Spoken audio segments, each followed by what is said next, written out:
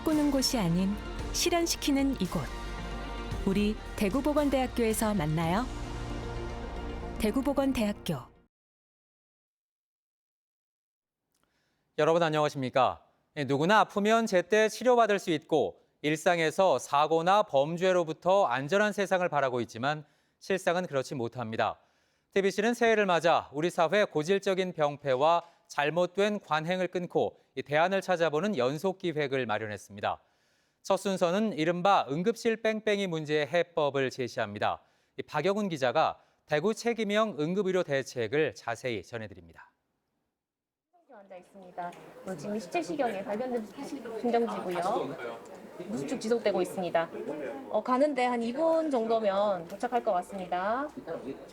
119 종합 상황실의 구급 상황 관리 센터입니다. 컴퓨터 5대와 모니터를 갖춘 이 작은 공간이지만 대구 응급 환자 이송 체계를 바꾼 시작점이자 구심점이 바로 이곳입니다. 이른바 응급실 뺑뺑이 문제를 풀 중요한 단초를 이곳 구급 상황 관리 센터에서 찾을 수 있습니다. 지난해 3월 대구에서는 10대 환자가 응급실을 찾아 헤매다 결국 목숨을 잃는 안타까운 일이 또 되풀이됐습니다. 응급실 과밀, 제도적 허술함이 더 이상 아까운 희생의 이유가 될 수 없다는 공감되는 대구 책임형 응급의료 대책으로 이어졌습니다. 119 구급상황관리센터는 초응급 중증과 중증, 그리고 경증으로 응급 환자를 분류해 치료의 시급성에 따라 이송할 응급의료기관을 결정합니다. 1분 1초가 시급한 초응급 중증 환자는 관리센터가 이송병원을 선정해 통보하면 해당 응급의료기관은 환자를 수용해야 합니다. 중증 응급 환자는 단계별로 이송병원을 결정하는데 환자의 상태를 공유하는 다중이송전원 협침망을 가동합니다. 119 응급상황관리센터가 환자별 맞춤형 이송체계를 가동하는 건데 응급실을 직접 찾아야 했던 119 구급대원들의 부담이 크게 줄었습니다. 구급상황관리센터에서 컨트롤 타워 역할을 하게 되면서 각 병원들에 있는 병원 감염 사항을 저희가 다 보고 있을 수 있거든요. 그래서 이제 최적절한 사항으로 구급대원을 이쪽 병원으로 가시면 된다. 응급실 과밀 상황에서도 초응급 중증 환자를 일단 수용해야 하는 응급의료기관은 부담이 늘어난 게 사실입니다. 하지만 인력과 장비가 부족한 응급의료기관에 부인할 수 없는 현실 속에서 대구형 이송체계가 현실적인 대안임은 부인할 수 없습니다. 예전 같으면 이제 대구 시내 6개 응급의료센터에서 수용이 곤란하면 타 지역으로 이제 이송을 해야 되는데 바뀐 지침 내에서는 필수적으로 특정 병원이 어느 한 병원이라도 책임감을 가지고 환자를 수용하도록 했기 때문에 환자 시민 입장에서는 아마 더 좋아지지 않았을까 생각합니다. 제도 도입 후 6개월, 응급 환자 이송 현장에서는 기대 이상의 효과가 나타나고 있습니다. 응급실 도착까지 10분을 넘긴 이송이 26%까지 줄었고 응급실을 찾아 헤매다 1시간을 넘긴 사례도 크게 줄었습니다. 대구 책임형 응급의료 대책이 알려지면서 경상남도가 비슷한 시스템을 도입하는 등 다른 지역의 벤치마킹 사례도 이어지고 있습니다. 환자 이송 시간이 많이 짧아지고 또 그 환자가 응급실로 도착했을 때 다른 응급실로 재이송되는 부분들이 줄어들었다고 보면 될 것 같습니다. 하지만 대구 책임형 응급의료 대책의 개선 과제도 남아 있습니다. 대구시와 의료기관 그리고 소방안전본부가 의무와 책임 권한을 조금씩 타협해 만들어낸 이번 대책이 응급실 뺑뺑이를 사라지게 할지 시험대에 올랐습니다. TBC 박용훈입니다. 부동산 시장 장기 침체와 PF, 프로젝트 파이낸싱 부실 우려가 커지는 상황 속에 지역 건설업계는 연초부터 사업 다각화를 통한 돌파구 찾기에 나섰습니다. 대구 경북 신공항 사업도 내실 있게 준비해 나간다는 계획입니다. 김영호 기자입니다. 갑진년새 지역 건설업계는 위기 극복과 수익성 강화를 공통 키워드로 제시했습니다. 올해로 창립 53주년을 맞는 사안은 수주 1조 5천억 원, 매출 6천억 원을 목표로 세웠습니다. 고령화와 1인 가구 증가에 대비한 신사업을 발굴하고 여객 분양과 SOC 사업을 내실 있게 다져 수익성을 강화하겠다는 전략입니다. 계획 단계부터 저희들이 참여를 해서 TF팀을 별도로 구성을 하고 SP사에 설립하는 데 적극 참여하도록 하겠습니다. 태영은 위기를 넘어 다 함께 전진이라는 슬로건을 내걸고 리스크 관리에 집중하고 있습니다. 아파트 위주의 사업에서 벗어나 산업환경 설비, 항공부문 수주를 비롯한 사업 다각화를 통해 성장 동력을 확보해 나가겠다는 계획입니다. 올해까지는 새로운 주택 부분이 착공이 어려울 것으로 보고 있기 때문에 이러한 부분의 수주 활동에 적극적으로 좀 더 힘써야 되지 않겠느냐 그렇게 보고 있습니다. 지난해 8천억 원에 달하는 수주 실적을 올린 화성산업은 국내외에서 잇따라 신규 사업을 따내며 수익성 다변화에 힘을 쏟고 있습니다. 리스크 관리에 선제적으로 대응하며 여기에는 물론 해외 시장 개척으로 수익성을 높여나간다는 보관입니다. 다양한 분야에서 경쟁력을 강화할 방침입니다. 특히 해외 사업 관련해서는 파키스탄, 인도네시아 등 안정과 경험의 바탕을 둔 그 해외 시장 진출을 적극적으로 추진할 계획입니다.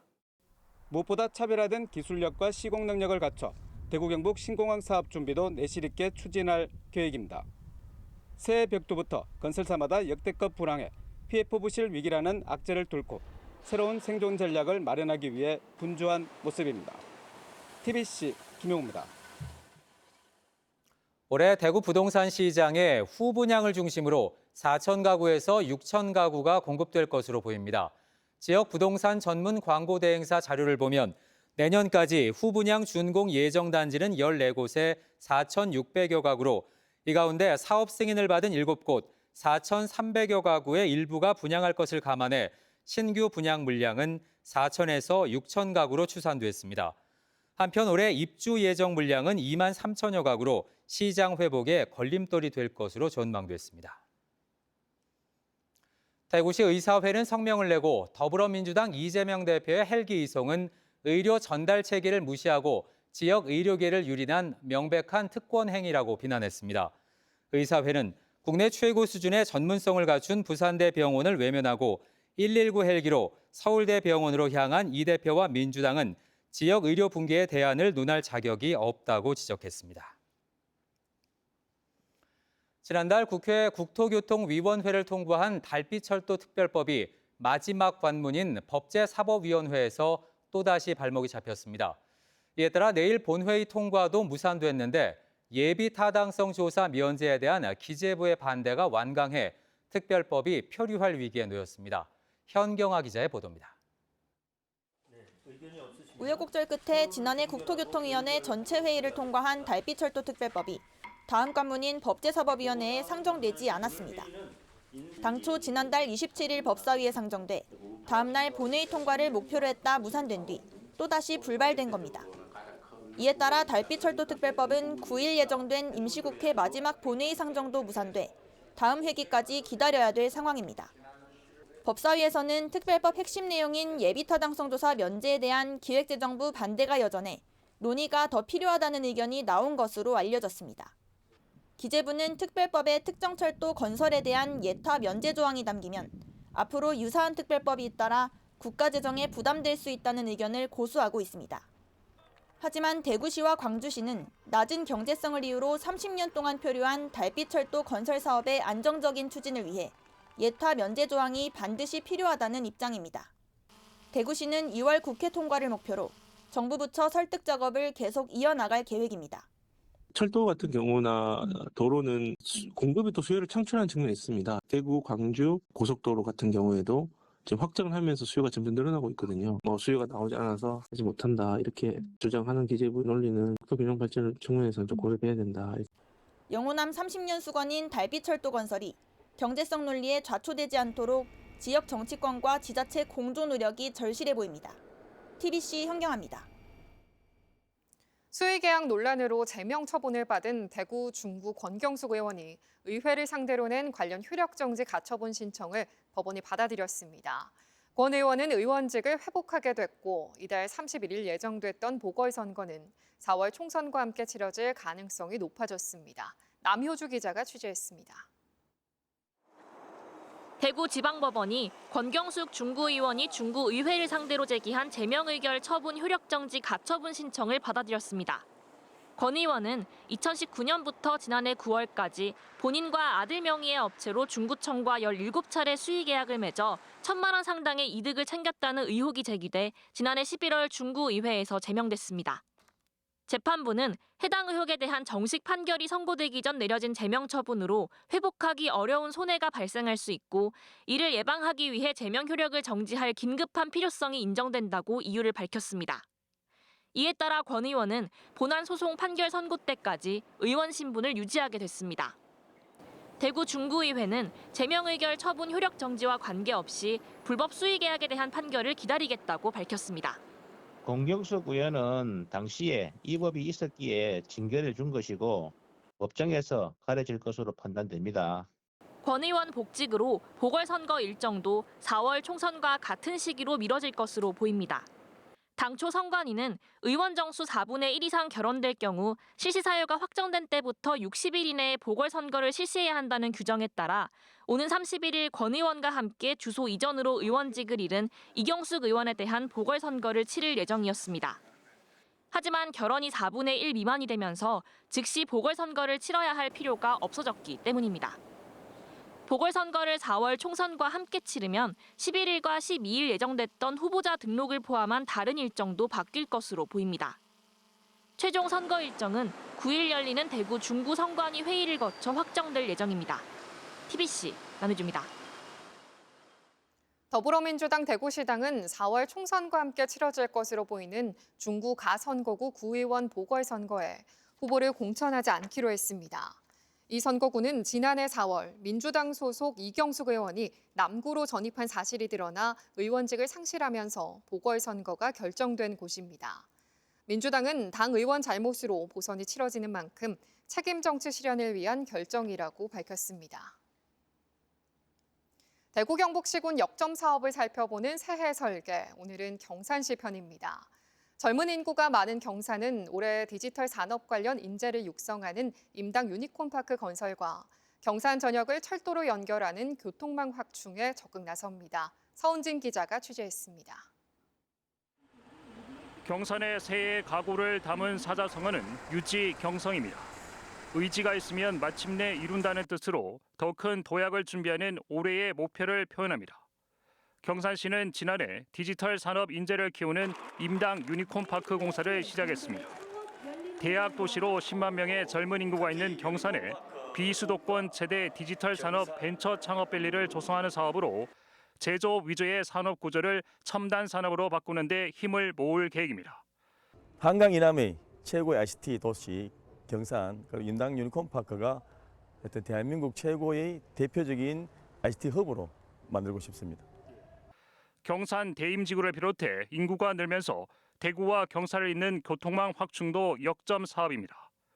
대구 도시철도 1, 2호선 경산 순환선 구축을 국가철도망 계획에 넣는 것은 물론 대구시지와 경산을 연결하는 도로 확장도 추진할 계획입니다. 올 연말 도시철도 1호선이 하양까지 연장돼 경산의 교통지도가 바뀔 예정입니다. 경산이 이제 1, 2호선 순환, 거기에서 지식산업지구까지 도시철도 연장되도록 국가철도망 계획에 잘 반영되도록 잘 준비해서 잘 하도록 하겠습니다. 촘촘한 양육 돌봄 서비스 제공을 위해 산후조리비 지원과 곤역별 아동 돌봄센터를 확대하고 1,200억 원 규모의 경산사락 상품권을 발행해 서민 경제를 살리는 데도 주력합니다.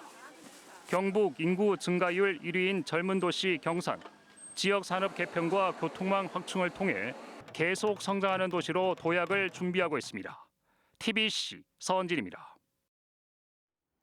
광역 환승 협약을 맺은 대구시의 요금 인상에 따라 경산과 영천 지역 시내버스 요금도 오는 13일부터 오릅니다. 버스 요금은 일반 교통카드 이용 때 1,250원에서 1,500원, 그리고 현금 이용 때 1,400원에서 1,700원으로 각각 인상됩니다. 어린이와 청소년 요금은 가계 부담을 고려해 동결됐습니다. 올해 대구 경북 대부분 대학 정시 모집 경쟁률이 지난해보다 하락한 가운데 보건계열 선호 현상이 여전했습니다. 경북대 경쟁률은 평균 5.78대 1을 보인 가운데 의예과 5.82대 1, 약학과 14대 1, 치의학과 4.21대 1로 나타났습니다. 영남대는 평균 4.77대 1로 의예과 일반 학생 전형이 4.23대 1, 지역 인재 전형은 3.33대 1, 그리고 평균 5.3대 1을 보인 계명대는 다군 전형 약학과 70.5대 1, 의예과 16.2대 1을 보였습니다. 대구대는 1.7대 1, 대구 가톨릭대 2.91대 1, 경일대 2.6대 1의 경쟁률을 보였습니다. 경상북도와 경주시, 경북문화관광공사 등 6개 기관이 업무 협약을 맺고 2025 에이펙 정상회의 경주 유치를 위해 힘을 모으기로 했습니다. 6개 기관은 에이펙 유치를 위해 경북과 경주에 강점을 부각하는 유치 제안서를 작성하고 공동 홍보와 추진 계획을 점검했습니다. 또 유치와 개최에 필요한 사업을 발굴하고 유기적으로 협력할 계획입니다. 갑진연세 경북여성단체협의회 신년교례회가 경주 덕케이 호텔에서 기관 단체장과 여성 지도자 등 600여 명이 참석한 가운데 열렸습니다. 행사는 도립국악단 공연을 시작으로 새해 인사와 여성단체 활동 영상물 시청, 신년 대박 시루떡 자르기 순으로 진행됐습니다. 김경애 회장은 새해에도 여성들이 힘을 모아 새로운 경북시대를 만들 수 있도록 노력하겠다고 말했고, 이철우 지사는 여성의 출산과 육아, 돌봄 문제 해결을 위해 최선을 다하겠다고 강조했습니다. 시민단체로 구성된 윤석열 심판 대구시국회의가 국민의힘 대구시당 앞에서 긴급 기자회견을 열고 김건희 여사 특검법과 대장동 50억 클럽 특검법의 거부권을 행사한 윤 대통령을 규탄했습니다. 이들은 대통령의 4번째 거부권 행사라며 국민들의 요구가 담긴 필수 법안들을 거부한 데 이어 가족 비위 사건을 감추기 위해 거부권을 행사했다고 비판하고 현 정부에 대한 국민 심판을 위해 투쟁하겠다고 밝혔습니다. 삼성 라이온즈가 언더핸드 투수인 김대우와 2년간 총 4억 원에 계약했습니다. 김대우는 KBO 리그 통산 352경기에 출전해 27승 26패, 23홀드 2세이브, 평균 자책점 5.75를 기록하고 있는데 이번 시즌 선발과 중간으로 가며 활약이 기대됩니다. 지난해 울릉도와 독도를 다녀간 관광객이 줄었습니다. 울릉군에 따르면 지난해 울릉도를 찾은 관광객은 40만 8천여 명으로 1년 전보다 5만 3천여 명 감소했고 독도에 입도하거나 배로 돌아본 관광객은 23만 2천여 명으로 4만 7천여 명이 줄었습니다. 울릉군은 코로나 일상회복 조치로 외국 여행 수요가 늘면서 상대적으로 관광객이 줄어든 것으로 분석했습니다.